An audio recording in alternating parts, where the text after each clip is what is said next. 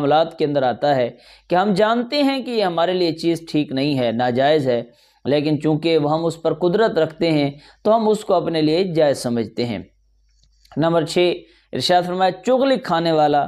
Number 7، دوستوں میں جدائی ڈالنے والا۔ نمبر 8، نیک لوگوں کے گناہ میں مبتلا ہونے کی تمنا کرنے والا۔ یہ 8 لوگ ایسے ہیں جو اللہ رب العزت کو بالکل پسند نہیں ہیں۔ ہم نے دیکھنا ہے کہ آیا کہ ہم ان میں سے تو نہیں ہیں، ہمارے دل کے اندر کسی بھائی کے لیے بغض تو نہیں ہے، آیا ہماری زبان پر جھوٹ تو نہیں جاری ہوتا، ہم دوستوں کے درمیان نفرت کا بیج تو نہیں بو رہے، کہیں پر ہم گناہ کی طرف جلدی جا رہے ہیں، نیکی کی طرف ٹال مٹول سے کام تو نہیں لے رہے۔